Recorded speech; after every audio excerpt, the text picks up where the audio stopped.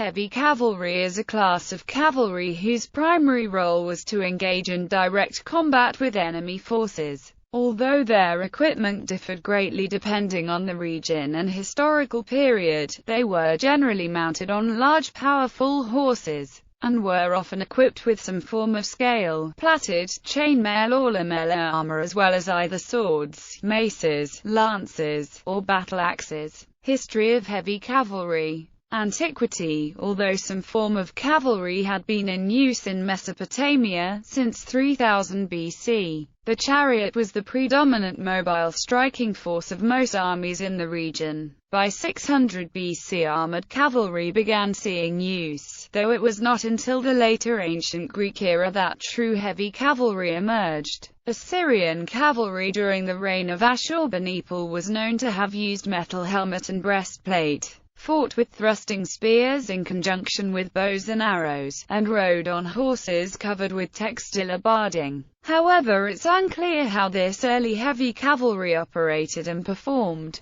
Persians, Iranian tribes such as the Massagetæ were believed to be the originator of the class of heavy cavalry known as Cataphract. During the time of Achaemenid Persia, cavalry was the elite arm of service, and many Persian horsemen such as the bodyguard unit of Cyrus the Younger were rather heavily armored by the standards of the era. By the time of Alexander's invasion, cataphract units with both men and beasts being fully encased in armor were already in use by the Persians. The Parthian Empire of ancient Iran marks an early recorded utilization of armored cavalry in warfare, and are specifically believed to have given rise to the tradition of very heavily armored cataphract lances. These had a distinct role from ordinary heavy cavalry and were primarily used as an elite assault force, to pummel infantry formations into submission, or even acted in a dual-purpose role as horse archers and cataphracts. Ammianus Marcellinus, a Roman general and historian who served in the army of Constantius II in Gaul and Persia, fought against the Persians under Julian the Apostate and took part in the retreat of his successor, Jovian. He describes the Persian Nighters, all their companies clad in iron, and all parts of their bodies were covered with thick plates, so fitted that the stiff joints conformed with those of their limbs, and forms of the human faces were so skillfully fitted to their heads, that since their entire bodies were covered with metal, arrows that fell upon them could lodge only where they could see a little through tiny openings opposite the pupil of the eye, or where through the tips of their noses they were able to get a little breath. The Persians opposed a serried bands of mail-clad horsemen in such close order that the gleam of moving bodies covered with closely fitting plates of iron dazzled the eyes of those who looked upon them, while the whole throng of horses was protected by coverings of leather. Western Europeans. The Celts of Western and Central Europe are among the first peoples in the region known to have made use of heavy cavalry. It is generally accepted that the Celts were the originators of chainmail, the earliest find being from a Celtic burial in Sia Mesta in modern-day Romania. Mail and occasionally bronze armor were restricted generally to the nobility and chieftains of Celtic society, and the additional cost of maintaining a horse trained for the din and chaos of battle ensured that those men who could afford a full panoply of mail and a good quality warhorse were highly motivated, not merely by their status but by the emphasis that Celtic society placed on personal success and courage. At the Battle of Carrhae, Gallic auxiliary cavalry met with the completely armored Parthian cataphracts. Despite being outmatched, the Gauls fought fiercely and well before being annihilated in a protracted melee. The small size of Celtic horses meant that the Celtic heavy cavalry of northwestern and central Europe appear to have been employed as heavy skirmisher cavalry, rather than the shock cavalry of the Middle East and North Africa. The heavy cavalry of Gaul and Celt Iberia being widely regarded as some of the finest horsemen of the ancient world. The Gauls were known to be able to hurl their javelins while retreating, and to use a system whereby a cavalryman was supported by two other men with fresh horses who could resupply him with missiles. For close combat, the main weapon was the spear, around 7 feet in length with a leaf-bladed head, and a heavy wooden shield with an iron spindle-type boss. The most prestigious weapon was the sword, a blade ranging anywhere from 2 feet to 3 feet in length. Celtic swords were typically of good quality, with some being of such quality that archaeologists have classed them as being equal to modern, high-quality steel replicas. The heavy cavalry of the Celtiberi, widely employed by the Carthaginians, included men who may have ridden on male armored horses, known to the Romans as lanciaria. They are represented in several Iberian carvings of the period. They may have carried the soliferum, the all-iron javelin unique to Iberia, in addition to a spear and shield and a Celtic-style longsword or an Iberian falcator. Together with the Gallic nobles, it was likely these horsemen who at Cannae charged then broke superior numbers of Roman and Italian cavalry. The ancient Greeks called armored cavalry cataphracts, which translated means roughly covered, protected, or armored. The term was later borrowed by the Romans and until the Middle Ages in Europe, continued to be used to designate armored cavalry. However, as with other types of cavalry, heavy cavalry was not employed in any significant capacity in wars between the Greek city-states until later, mainly due to the prevalence of hoplite warfare as well as the mountainous terrain of central Greece. The lack of suitable grassland and excess grain supply necessary for the production of good cavalry mounts was also crippling to the establishment of an effective cavalry force. The noted Greek mercenary and writer Xenophon once saying that a horse farm was the most expensive type of establishment to keep running. The exception was in northern Greece, where large flat areas of grassland made cavalry much more practical. Eventually, encounters with Persian cavalry led the Greeks to create their own cavalry arm, the Hippish, composed mostly of upper-class citizens who could afford to maintain a horse.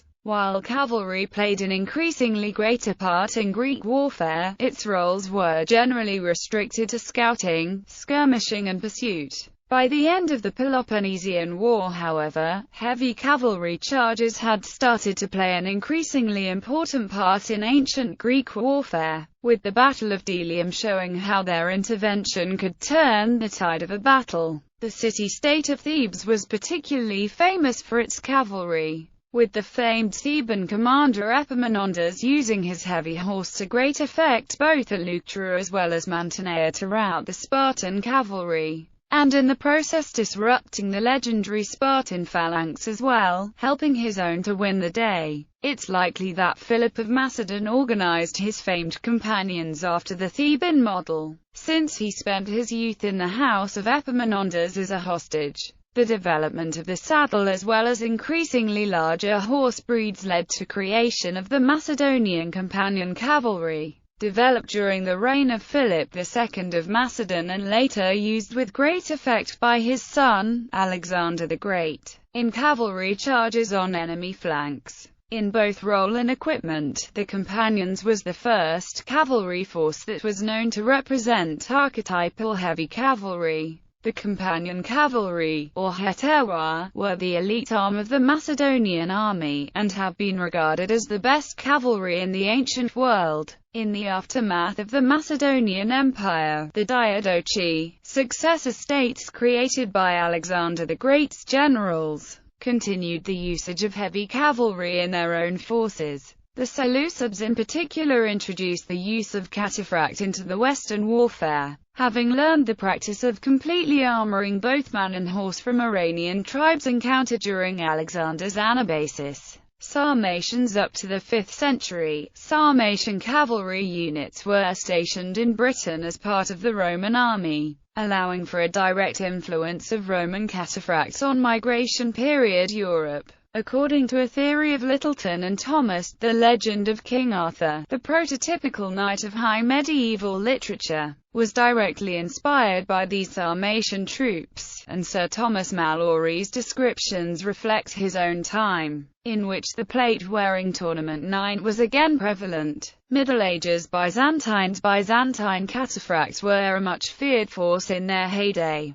The army of Emperor Nicephorus II, the Pale Death of the Saracens himself, relied on its cataphracts as its nucleus, coupling cataphract archers with cataphract lances to create a self-perpetuating hammer blow tactic where the cataphract lances would charge again and again until the enemy broke, all the while supported by cataphract archers. Contemporary depictions, however, imply that they were not as completely armored as earlier Roman and Sassanid types. Horse armor is noticeably absent. Byzantine cataphracts of the 10th century were drawn from the ranks of the middle-class landowners through the theme system, providing the Byzantine Empire with a motivated and professional force. An experimental type of cataphract was brought to the fore in the 10th and 11th centuries known as the Clibanaveros, bearer of Clibanion, named after the Clibanareus and a throwback to the very heavily armored cavalry of earlier days. However, the traditional view is that after the loss of prestige, men and material and the horse-rearing plains of Anatolia after they lost the decisive Battle of Manzikert to lighter Turk cavalry, they slowly dropped out of use. But according to J. Birkenmeier in The Development of the Komnenian Army, 1081 to 1180, units of cataphractoi were still being used during the 12th century. The Komnenian restoration of the Byzantine Empire during that century created a new kind of Byzantine army, which is known as the Komnenian army. Yet it seems that the cataphract was eventually superseded by other types of armored cavalry. The Emperor Manuel I Komnenos, for example, re-equipped his elite cavalry in the style of Western knights. It is difficult to determine when exactly the cataphract saw his final day. After all, cataphracts and knights both fulfilled a similar role on the medieval battlefield, and the armored knights survived well into the modern age. The Byzantines called all heavy shock cavalry as cataphractoi. The Byzantine army maintained units of heavily armored cavalrymen up to its last years, while neighboring Bulgars, Serbs, Russian states and other Eastern European peoples emulated Byzantine military equipment.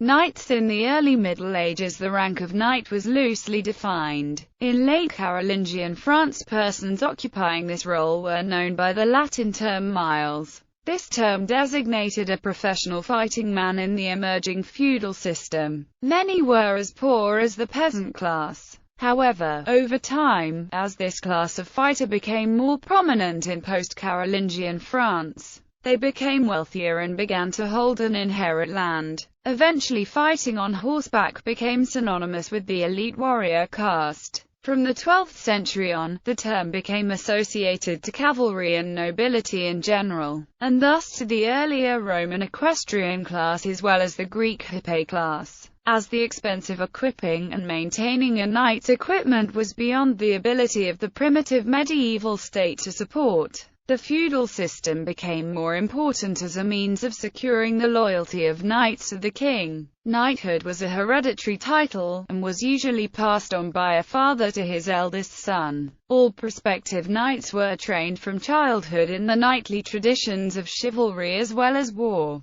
At the age of 6, they first became a servant, or page, in another knight's, or lord's household, where they learned etiquette as well as basic combat, and after a few years they became a squire, an apprentice and personal assistant to a fully fledged knight, responsible for maintaining the knight's horse and equipment, as well as arming him for battle. At this point he may choose to remain a squire or become a knight, though many remained a squire due to the restrictions and expense of becoming a knight. A squire was made a knight through a ceremony known as dubbing by their superior lord or king, swearing allegiance to his feudal masters, charity, and protection of other Christians, as well as respecting the law of the land. In China, heavy cavalry developed during the Han Dynasty. Heavily armored riders wielding lances became widespread during the Western Han era. Armored cavalry, in which both soldier and steed are clad in complete armor, were employed since late Han Dynasty.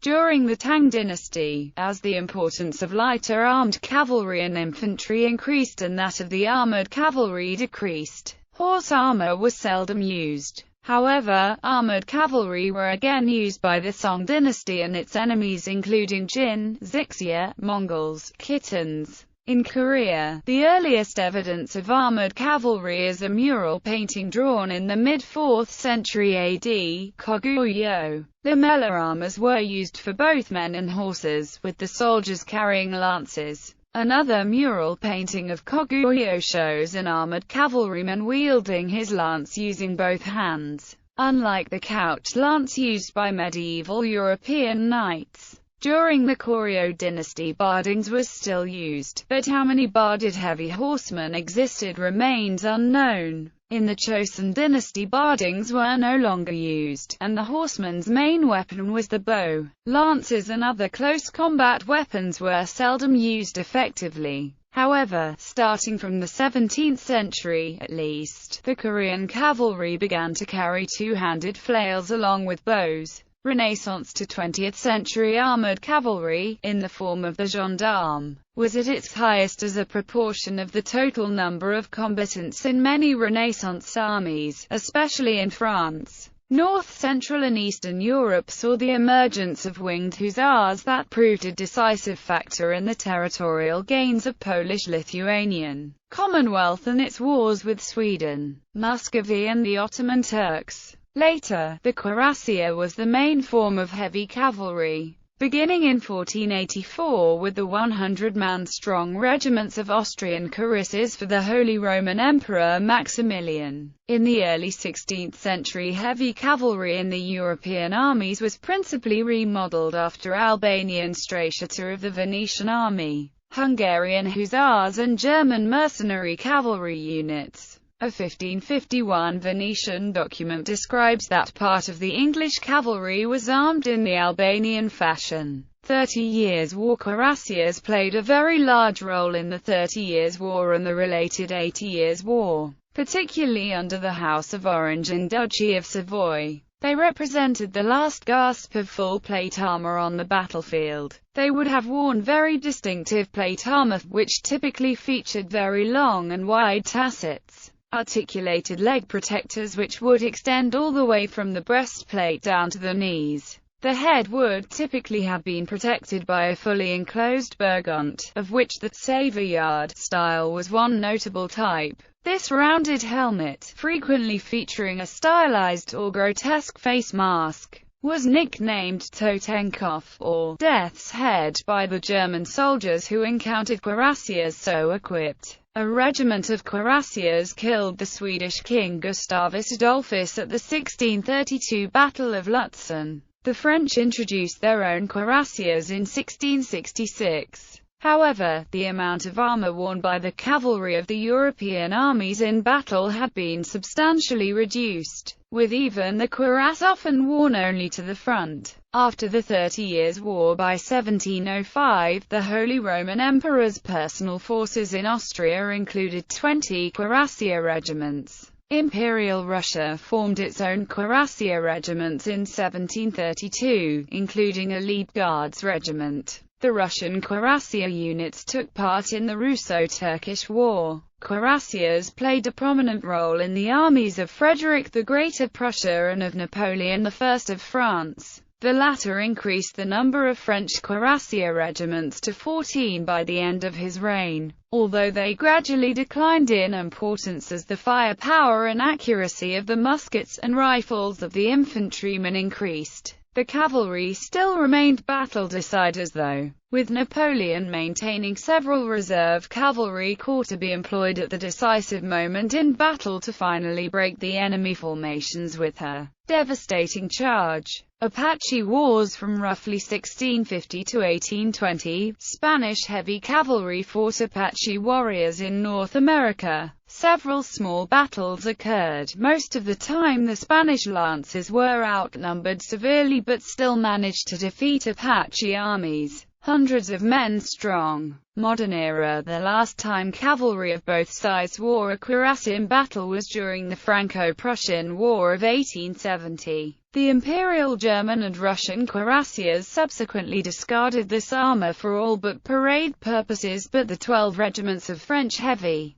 Cavalry still in existence in 1914 wore their cuirasses on active service during the opening stages of World War I. Although some heavy cavalry regiments have remained into the 21st century, their large mounts of today used solely for ceremonial duties, such as those of the household cavalry in the United Kingdom. Today the main battle tanks fill the niche of heavy cavalry.